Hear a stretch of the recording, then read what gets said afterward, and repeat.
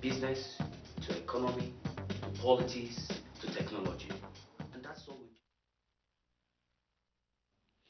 Thank you for joining us on this program, Newspunch, coming to you live from Ben Television. My name is Tunde Labi. It's a pleasure to have you join us on the program today. Today on the show, we are in Africa. Indeed, we are in Nigeria today.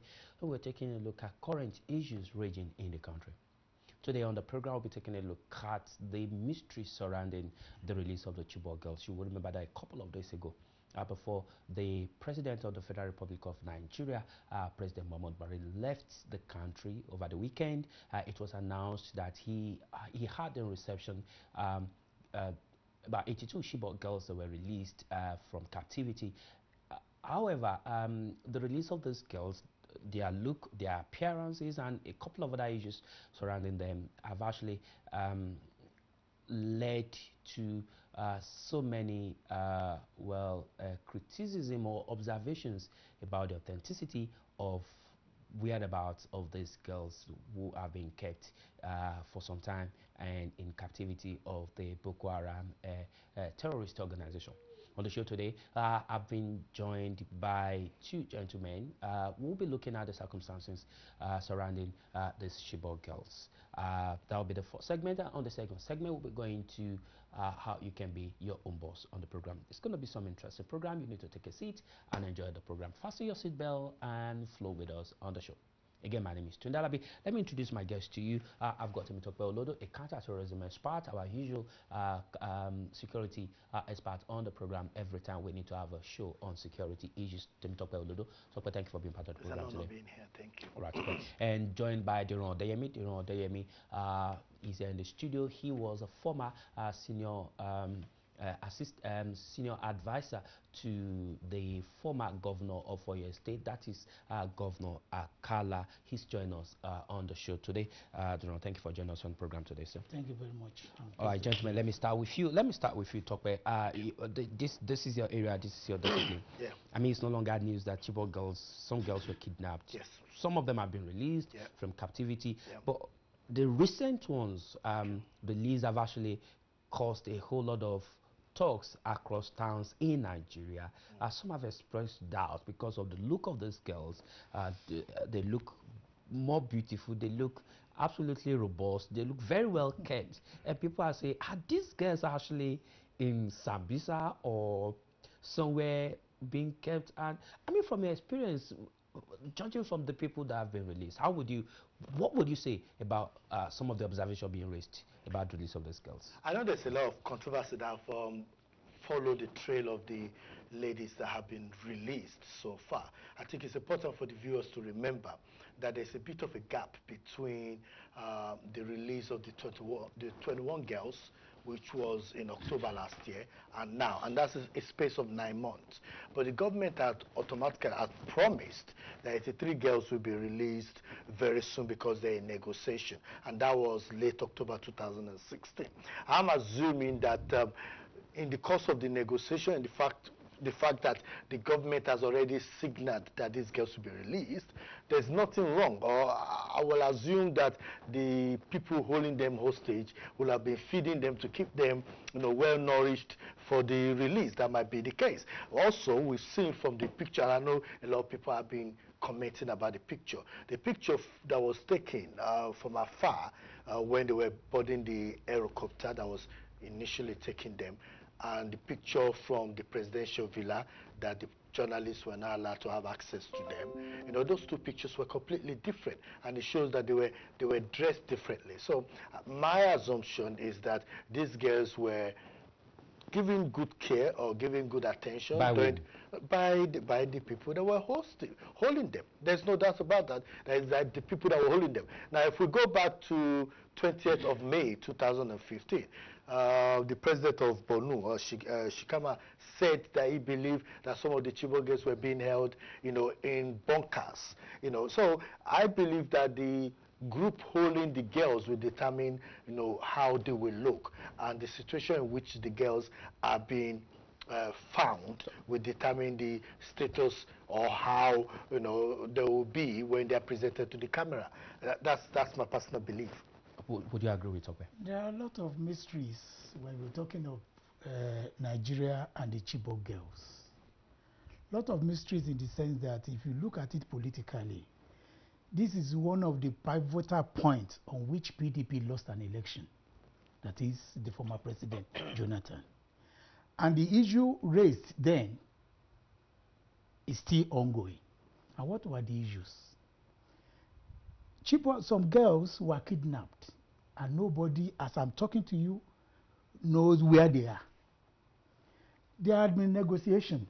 They were able to release some with the latest news that, it was through the negotiation of some people on behalf of the government. The government were able to interchange the hostage, the terrorist hostage. They were able to capture. Where are these girls? That is the question. That is the mystery. Up to the present moment, nobody could say, actually, you said the governor said that they were kept in the bunkers. If they actually know they were kept in the bunkers, what has happened to all the bombings and all the war waged against the terrorists in Nigeria? In Sambisa Forest. In Sambisa Forest. There were, Shekara was said to have been killed 3 times by the military. And at the end of the day, you discover that there are lots of things that, that surround the issue of these Chibok girls. There has been lots of expenditures on the fighting terrorists in Nigeria, whereby some retired army chiefs were said to have kept millions of dollars and pounds in toilets and in sewages and everywhere in their rooms. You now ask the question, to what extent is Nigeria serious about these Chibok girls? And if indeed, I want to believe, I find it difficult to take a position, whether this is real or it is not real. I just want to take it as one of the Nigerian abracadabra, because you can't really say, and you can't explain, everything is mysterious. If indeed we are fighting terrorists for 3 years, these guys were kept somewhere. Only last week, 182 were released. 82 of them. 82 of them. And we still have some being kept in captivity. Up till now, nobody knows where they are. Maybe towards the end of next year, maybe when election is nearing, then we take it as part of the achievement of this government that all the Chibok girls have been released. That's why I said there are lots of mysteries surrounding this thing. So I find it difficult to take a position. The more you look, the less you see. The question here is this. I mean, the government over times has come out to tell us these girls have been dispersed, some of them have been sold, some of them have been married off, probably they are no longer in Sambisa Forest. We've heard a lot of stories around these girls, but the question remains, did the government actually know where these girls were being kept, fed? Was there an idea about their whereabouts? You said in your comment that their captors were probably looking after them very extremely well. Which captors? Boko Haram, that has not been able to feed itself, that has been run down by the military, that has been said to be decapitated, or that has been said to technically defeated. Are they the ones with the resources to feed to a level where these girls will be looking absolutely robust and multi-purpose uniform? Well, I think it's important to start by saying that both PDP and APC have been very good in the politics of numbers. Both of them are guilty of that. And it's important to highlight that when this whole saga started, there was the information from both the Commissioner of Police, at the point, the president, not the president, the principal of the school itself, and even the Chibok community in terms of numbers. And President Goodluck Jonathan set up a body of inquiry or a presidential team to look into it, and that was how the number 276 was arrived at. So let's start from that number 276. What we know, both from the Chibok girls, which were the ones that have come back and have spoken before they were curtailed from talking, or we need to say they were curtailed from talking, because most of them have not been given freedom to speak anymore. Apart from that, and some people who are familiar with the terrain, including the Boko Haram themselves, Boko Haram said at one point that 40 girls have been married out. So we need to minus that 40. They have shown us pictures of girls who were killed during the raid. But what we know is that both Abubakar Shekau and El Bawani, who is the spokesperson of Boko Haram before he split it out, both said they had different girls with them. Now, there are questions that have been asked. I'm not the one asking the question.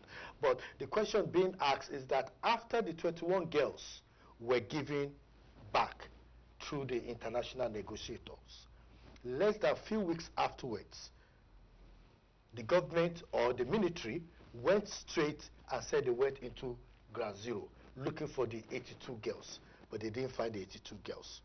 So something happened. But then we were told through the media and through other officials that they said they've captured El Bawani and that Obama actually congratulated the president.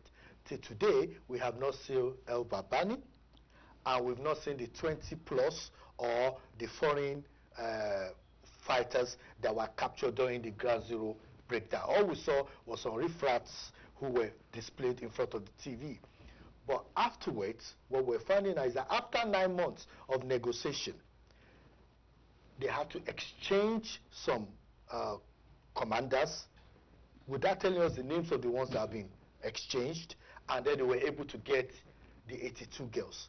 What stopped the government being able to get the 82 girls or 83 girls for 9 months? Was it because there was a sabotage that they thought they knew the location of the 82 girls they were going to negotiate for, and they went for it? But the people they captured, but they were unable to see the girls, so they had to release the people they have.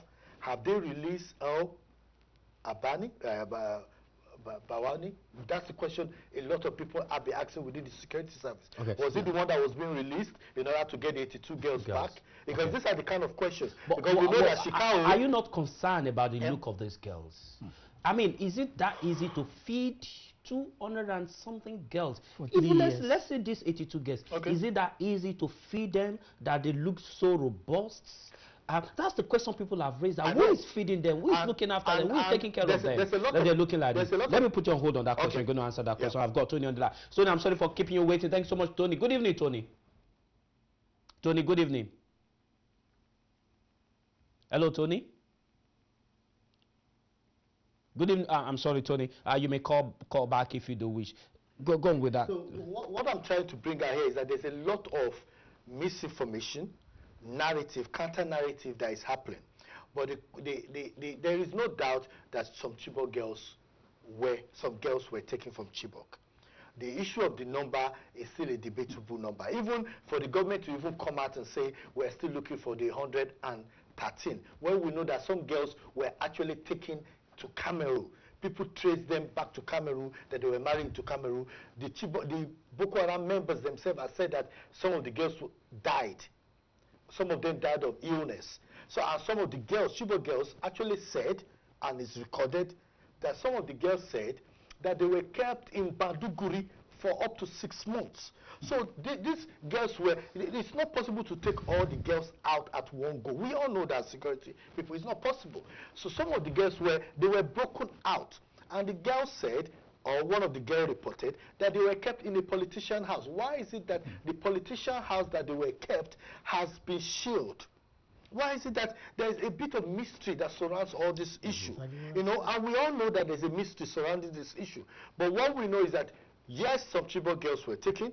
More than 2,000 girls have been kidnapped. We also know that Zanzibar Forest is 3 times the size of Belgium for some of your viewers. So it is impossible for the military to claim that they are able to sack, if that's the word, able to take care of all those places. And yet, as we know, a few weeks ago, 200 plus Boko Haram members attacked a military barrack and disappeared into thin air. Where did they go to? Okay, let me put you on hold. I don't know. I mean, if you take a look at this, when these girls were being up until the time these girls were hosted by the president, their parents were not contacted. No. They didn't know anything about this.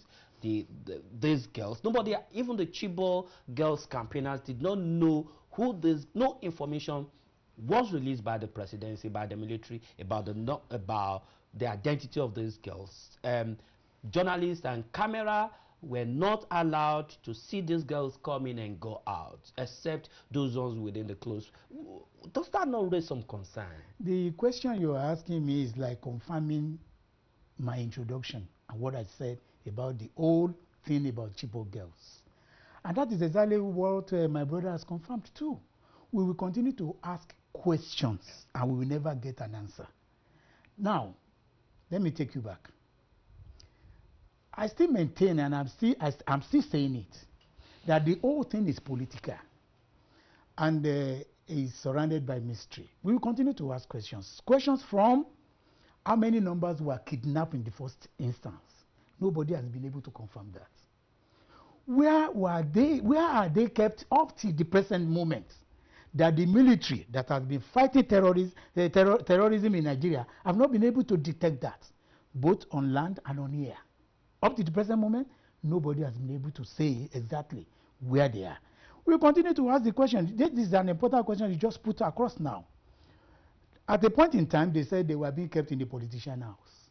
That was the last we had about that information. Before the girls were stopped. Nobody talked about the politician.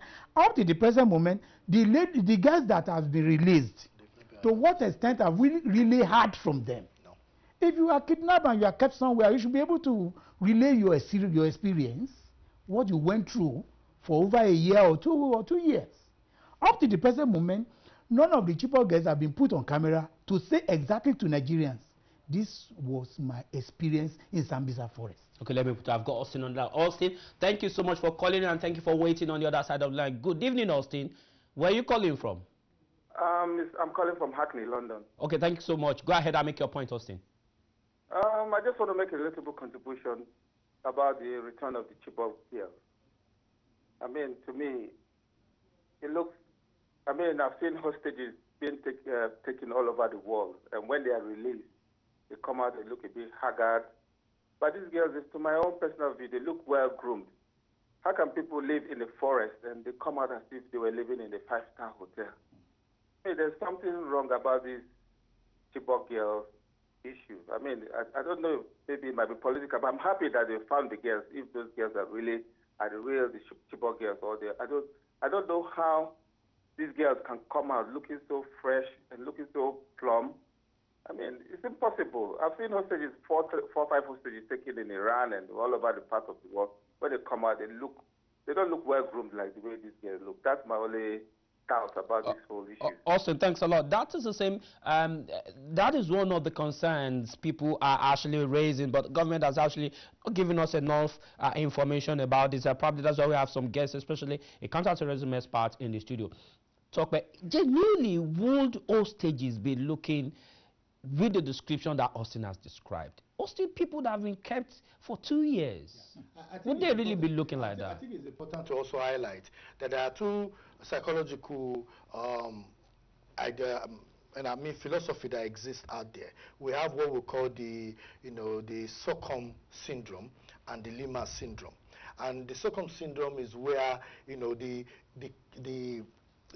people that have been adopted now have sympathy for the people that have adopted them, and they start to live with them. Initially, the girls might be worried, they might look haggard, they might lose faith, and because of the way in which they have been abandoned for so long, they have lost faith and decide that, what, there's no reason for me to go back to the world because these people don't even love me, they never went out to look for me. Because we found out, we heard from the government that 83 girls were meant to return, but one of the girls said, you know what, I'm not returning, I'm staying with my husband.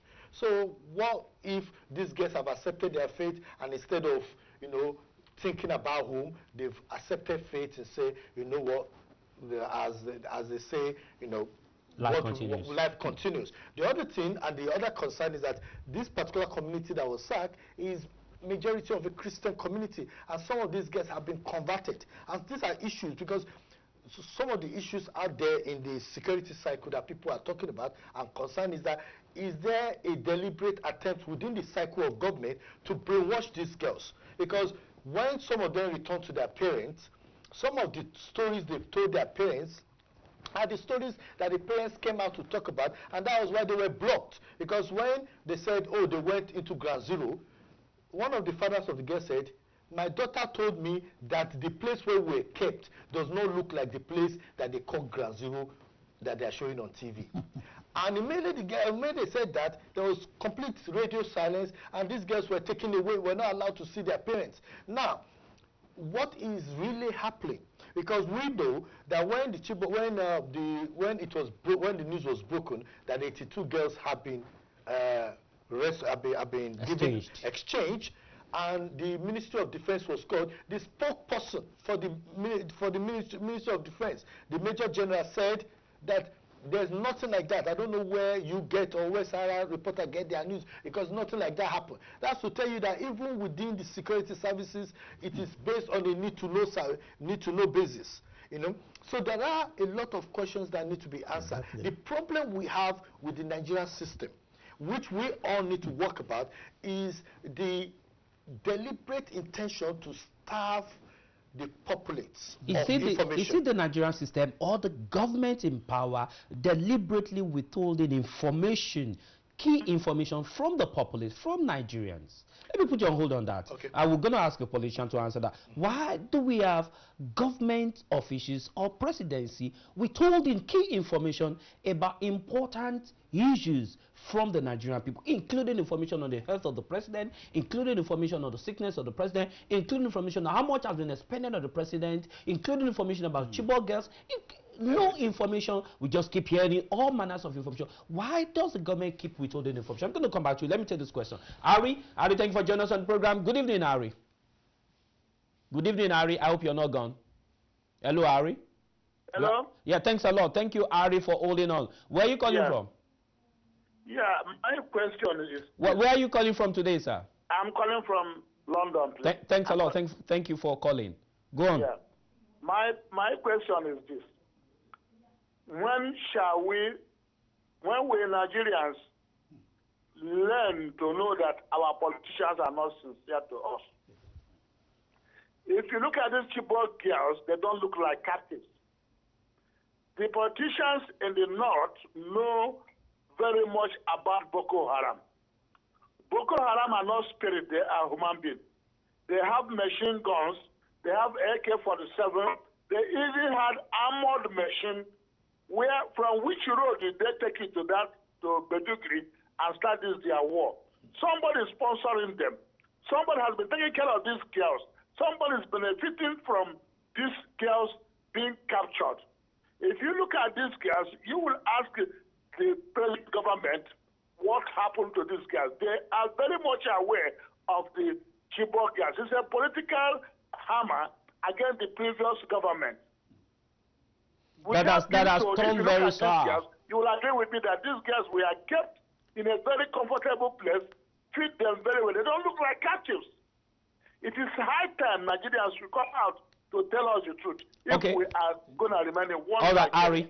Thanks a lot. Thank you for calling to the studio and for sharing your concern with us on the program. Thank you, Ari. The question is, why are Nigerians starved of information? Yeah. Why are we starved? Why do you politicians play mind games with the Nigerian people? This is a very good question, because I've acted in that capacity when I was serving Governor Adebayo Alao-Akala. As an information manager, there are 2 or 3 ways to look at information coming from government. Some information, if you give it out to the public, they are bound to cause misaffection, they are bound to cause disruption and even riots.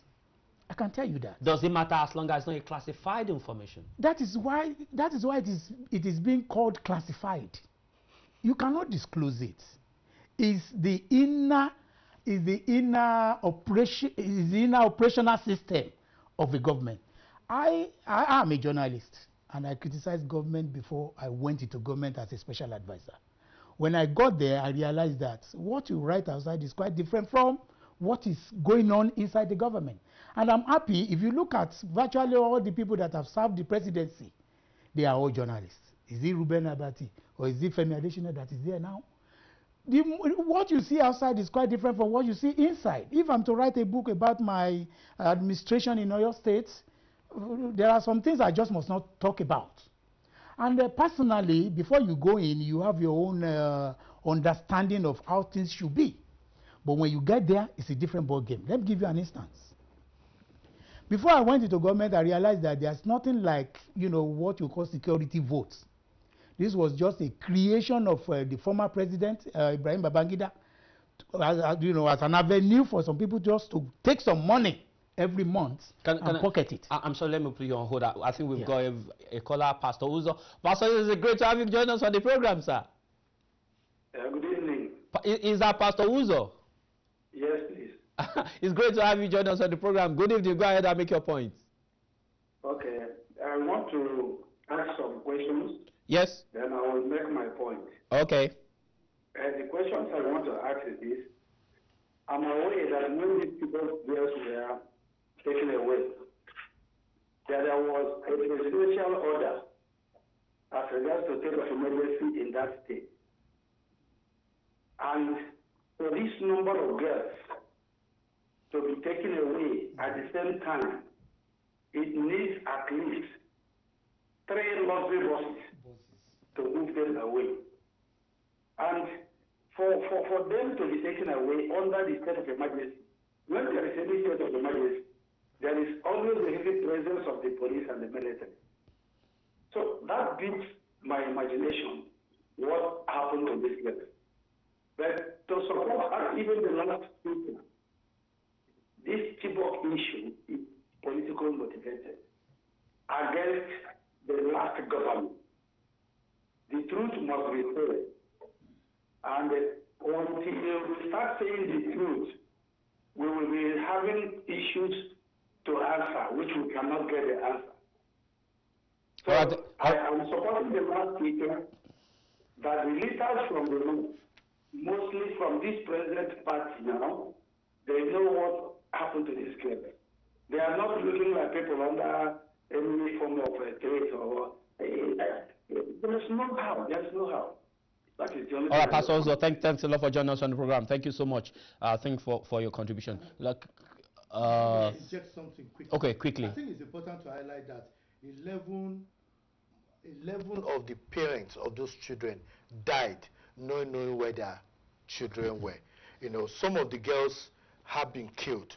So we must say that the girls are victims in this whole saga. The community are victims, and whoever is responsible for this whole problem will one day have to answer to history. That is if the whole thing is not being dramatized. That is if the whole thing is actually happening. That the parents that are waiting for their children are dramatizing. No, what I am saying in essence is, just like I said when we started this program, nobody knows the actual figure of the girls that were taken. Yeah.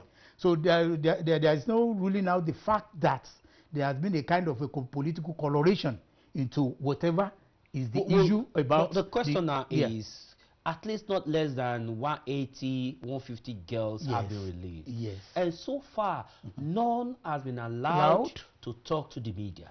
That is for sharing their experience. To their parents. And I think it's important to highlight this. But why is there a reason why the government is shutting the girls down from actually narrating, even to their parents? That is exactly why I said, why I want to conclude that the whole thing is a drama. The whole thing is mysterious. And until the federal government is able to come out to say the truth, nobody will know the truth. Okay. And just like you asked me, if you are managing information when you are in government, there are certain things you just must not say out. Honestly. Okay. But I think it's important to highlight that as we do in law, there are certain statements of facts that are facts which we cannot deny. Parents send their children to that school for GCSE exam or SSE exam. Those kids, in the middle of the night, disappeared. The numbers that disappeared, we don't know.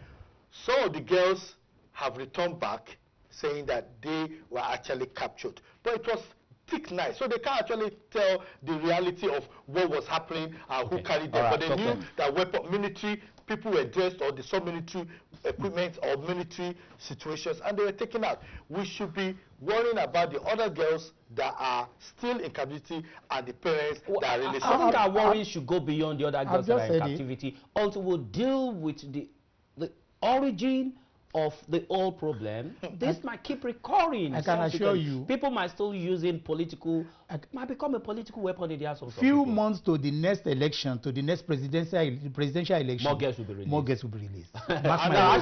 Mark my word. How many will be released? Then we will know. We don't know, because we don't know actually, the people have said, captured. why is it that every May, at the time we need to mark something with this government, the girls are more girls are released? Anyway, we need to conclude there. I've got Paul. Can I still take Paul for 1 minute? Can I take Paul for 1 minute? Paul, yes. Good evening. Hello. Quickly, in one minute, make your point, Paul. The point I want to make, I just want to stress that the Nigerian media have not done enough. I expect the Nigerian media to have done more investigative journalism to find this information, to find these details. We're not getting it from the government. So the media should do their work. They should go get this information and get it for we Nigerians so that we have a clearer picture. That's my contribution. All right. Okay, Paul. Thanks a lot. If you're watching this program, if you're an investigative journalist, or if you're a security expert, if you're someone like Tokpe Lodo, go get us more information. If you're someone like the Emi who is in the process of information management, get us more information. Thank you, guys. How far we can go. We'll continue on this topic in the next 2 weeks. We'll see how far this will go next week. Then we'll come back to the video station. Okay. Thank you guys much for coming on the show. Much. We've got a very short break, and we'll move to the next segment of the show. Don't go away.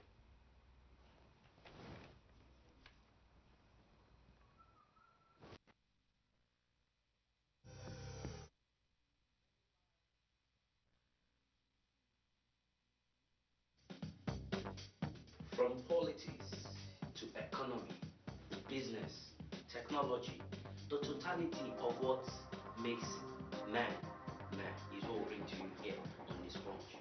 We give you the information that you need, from business to economy to politics to technology. And that's all we do here on Newspunch, from the beginning to the end. And that is why we are there. Keep watching Newspunch from Ben Television. Today, I'll be your host.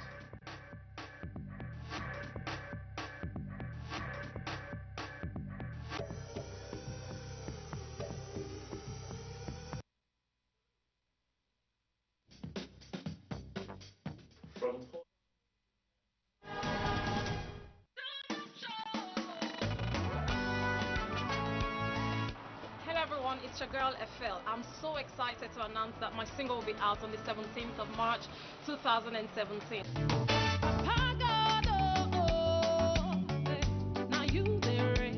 I wrote this song too much to express my gratitude to God. You see, life is not perfect, but in God we have everything. It would be available on all digital platforms, iTunes, Amazon, Google Play. Please grab a copy, share with your friends. And yes, you can also follow me on Instagram, Facebook, Twitter. Just type in @officialfl. Thank you and stay blessed.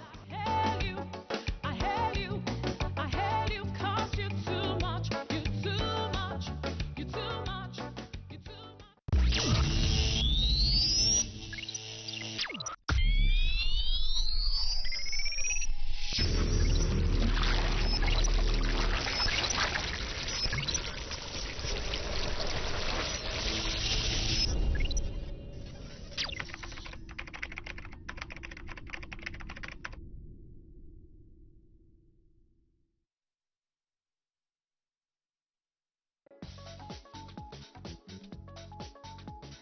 Tune in to Talk Time, Mondays at 7 p.m, the social, political and cultural show that puts your issues first.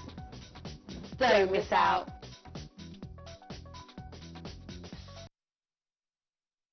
It's time to own your own properties at any of these cities: Abeokuta, Isheri, Opek, Abuja, Sam Nujoma and Orozo, Lagos, Lekki, Port Harcourt, CAF Gardens. Key Rights with major developers and state agencies can make your dream come true. Property and flats start from just £25,000. We can also provide you with property exchange.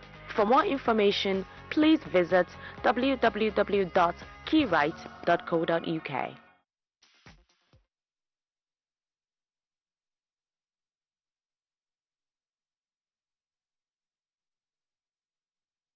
Real time.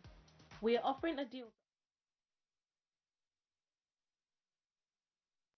Technology, the totality of what. All right, thank you for joining us on the program, and it's great to have you again on the show. This time we're moving away from politics. We're looking into business, money making, and finance. This segment, we're looking at being your own boss, being your own CEO, and we'll be talking about newmapreneurship. I don't know what that means, but I'm being joined by Dr. Oludotun Ologwemi, PhD, who's joined us to talk about how we can be our own boss in our own, manage our own businesses through what she calls newmapreneurship. Doctor, thank you for joining us on the program today. Dr. Ologwemi has been in the business of entrepreneurship coaching, motivational speaker, and for a very long time she was a lecturer on marketing, business, and a whole lot of other issues around entrepreneurship and investment, and that's why she's Dr. Ologwemi. Newmapreneurship, what is that? Well, that seems I've never heard that. Newmapreneurship. How many words did you put together? I can say 2 words. 2 words. Yeah. Okay. Is a combination of 2 words. Okay. The first one is Newma. Newma. Yes. And the other aspect, preneurship, is taken from entrepreneurship. Okay.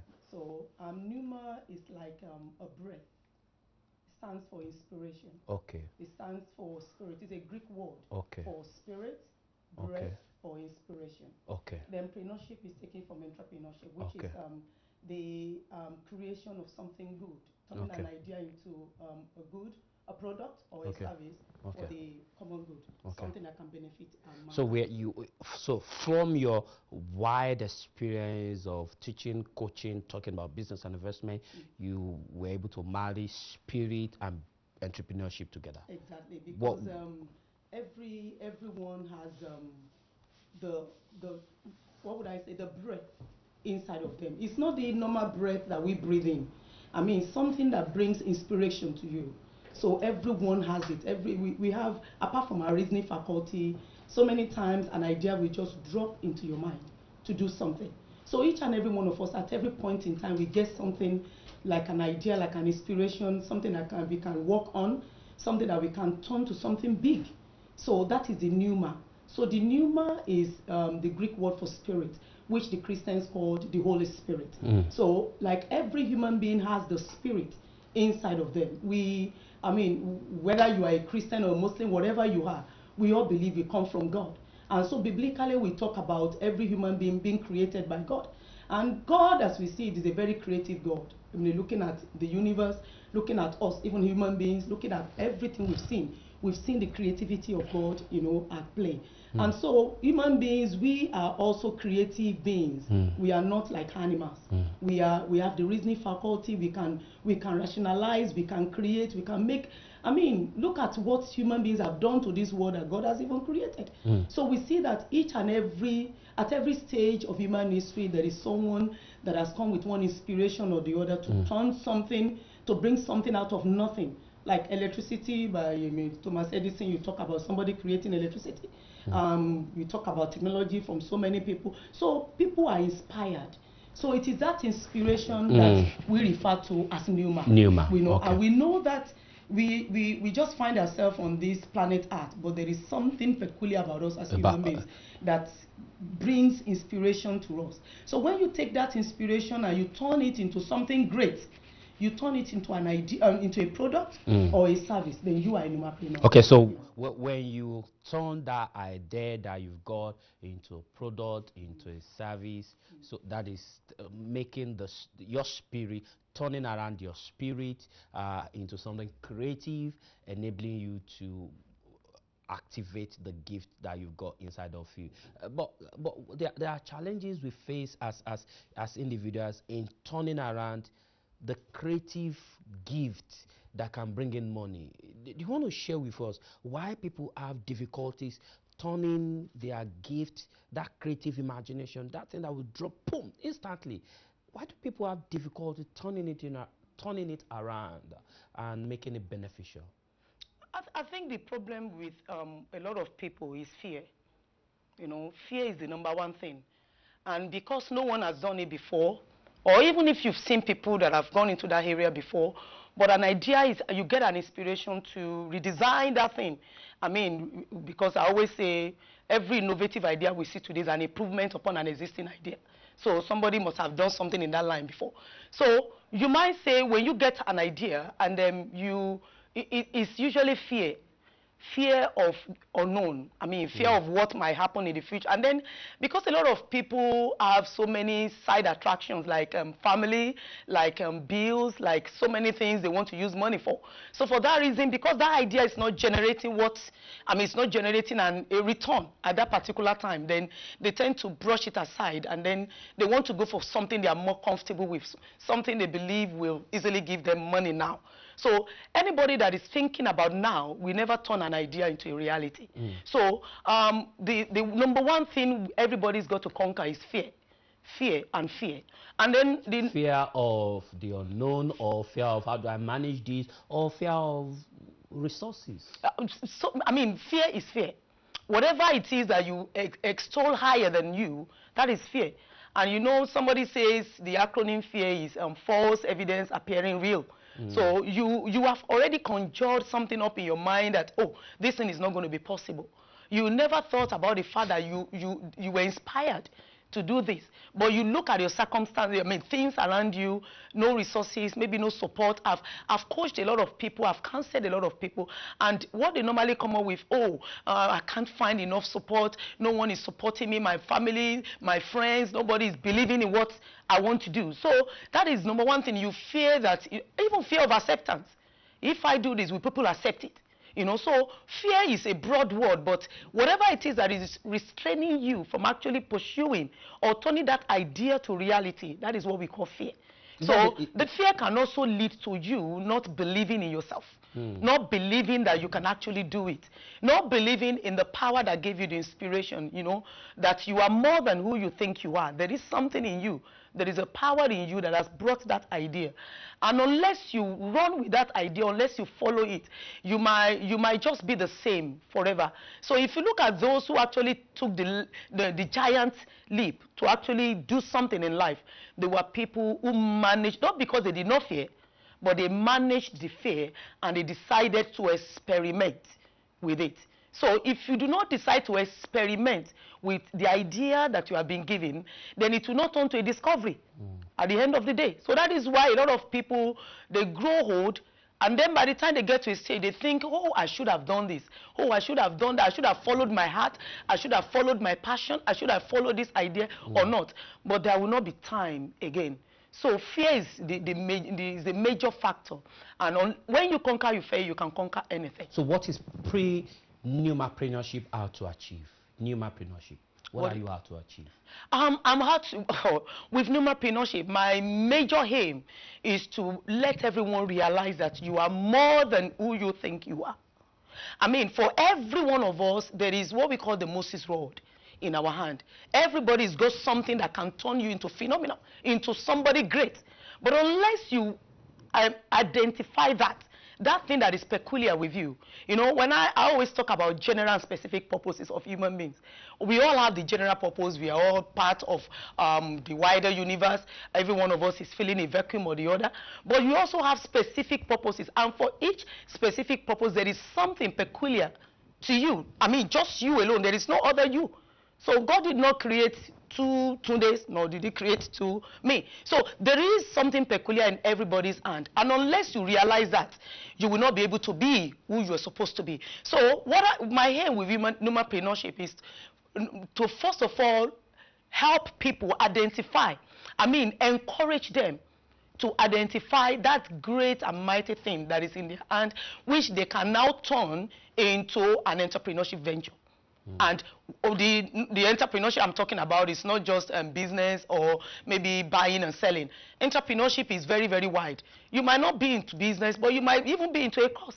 Maybe you believe in something like charity, and then you pursue it with your every strength within you. And unless you realize that, that is, whatever you have, it's not basically, the main reason is not just for you to make money. Because the problem is, once people get an idea, they assess it and they look at it, oh, it's not going to bring in money. So because of that, they withdraw. But people actually made something big in life, started with, number one, wanting to better the lot of people, wanting to make the world a better place. And they have an idea that can make them, and that can push them towards making the world a better place. When people now realize what you've got, then you will see people buying what you have. Because your first idea is not, your first motive was not to get money, but to, number one, make yourself happy, then make an impact. And so you see that everyone we read about today, they first started without making an impact. So my aim with humanpreneurship is to sensitize people. That is, you cannot, I know not everybody will be entrepreneurs, but there are things you can still do that will make you have an impact, that will make you fulfill that specific purpose which you have been created to fulfill. So many people's destinies are tied to you. And unless you take hold of that thing that has been committed into your hand and pursue it, you're going to be like, you're going to jeopardize the fulfillment of so many people's destinies that are tied to yours. So that is my aim with humanpreneurship. Is a paid job a comfort zone for people? Exactly. That is what I found out from my experience with people. Everybody loves to stay in their comfort zone. Everybody wants to, the 9 to 5, at least the consolation that once I go to work, then at the end of the month I'm being paid. Then they can work on that payment. I have 1,000 pounds salary. I can pay this, I can pay that. So they are comfortable with that. But you are more than that. You are more than paid job. So that is why a lot of people hide behind that. And that is why you see a lot of people live a life of regret. They are not fulfilled in life. They wake up every day. They are not ready to face the day. They are just doing it just because it's going to put, they need to get money and pay their bills. But unless you take that giant leap, that quantum leap, to pursue exactly what you have been inspired to do, you will see, what you have can pay your bills. The gift you have can even benefit a lot of people. But if you are still concerned about job, then you're going to end up being a job man. I see that you're having a program coming up, hosting a coaching seminar, business seminar, to impart some of this knowledge. You want to tell us more about it? Well, we call it Humanpreneurship Business Dinner. And that dinner is organized to promote individual talents, to promote businesses, even if you are into ministries or you are into charity, whatever it is that you are passionate about, that dinner is organized to promote you. And that is why we have a lot of professional people around. We have Del Maclay, an international coach and speaker that has coached a lot of small businesses into becoming a huge success that they are today, coming to train us on to speak about capacity building for expanding your horizon. And we also have people, professionals in various fields, seasoned administrator like Tunde Bidisu. We have Francis Adaji, a business lawyer, that will tell you the legal implications, of how to start your business, or if it's a ministry or non-for-profit organization, whatever it is that you're passionate about, that you are so much afraid to take a step towards. The Humanpreneurship Business Dinner is organized to help you and to promote you and to expose to you the benefits of actually starting something of your own, being your own man, being who you have been designed, who God has designed you to be. When is it? And where It's going to come up on the 26th of May. That is the last Friday of this month, and it's going to come up at Christchurch Conference Centre, Eltham High Street, Eltham, London, SC9 2 and is SC9 1TJ. Yes, it says SC9 1TJ. So it's going to come up in that conference centre, and it's going to start from 6:30 p.m. to 9:30 p.m. So it's a night that has been designed for everyone to come together. In fact, that night we're going to have banners promoting people's businesses, red carpet, advertisement, anything that will make you to encourage everyone to actually pursue their dream. That is our aim in Numapreneurship. Okay, fantastic. Quickly before I let you go, is there a contact information like a website we can visit? The website is www.domains.org, and if you want to reach me, you can write to me at domaincenter@gmail.com. Domaincenter@gmail.com. Or you can call my number 078-4681-6590. 078-4681 6590. 6590. Yes. Before I let you go, let me just quickly say that Dr. Logwebi was she was my lecturer in one of the key institutions in London here for about 1 year as a student under her while I was undertaking a course in marketing communication. So I was a student, but I'm a big boy now, so now she's my guest. But when you sit under people, Nigerians, leading Nigerians, we have a lot of them doing very well in different key institutions in UK, making impact, impacting knowledge, building people up. It's key we celebrate them, and sometimes we take certain things for granted, and these are some of the things people take for granted, information that can turn people's life around. And so very happy Dr. Ologwebi is still doing what she's always done. I've known her to have been doing for some time now. Again, Numapreneurship Business Dinner holding at Dominion International Christian Center, yeah? Domains International Christian Center. And is on the 26th of Friday, 6:30 p.m. to 9:30 p.m. This month. This month. And the venue again is Christchurch Conference Center. Christchurch Conference Center, 229 Eltham High Street, London, SC9 1TS. 229 Eltham High Street, SC9 1TS. And the email is domaincenter@gmail.com. You'll need to write her domaincenter@gmail.com. Doctor, thank you for coming on the show. Thank you, Tunde. Thanks for having me. It's been a great time seeing you around. How is it like impacting this kind of people? What is it like? You see, that's my passion.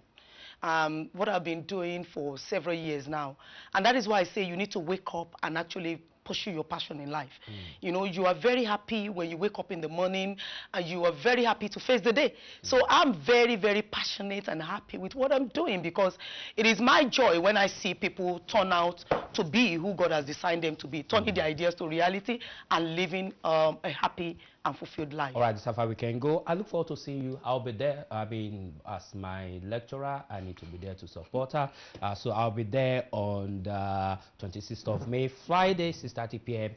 at Christchurch Conference Center, 229 Eltham High Street. I'll be there. If you need more information, you can ask me. I'll let you know.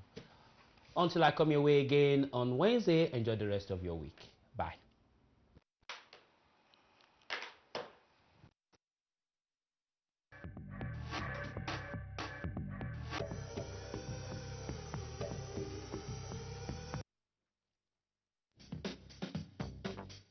From politics to economy,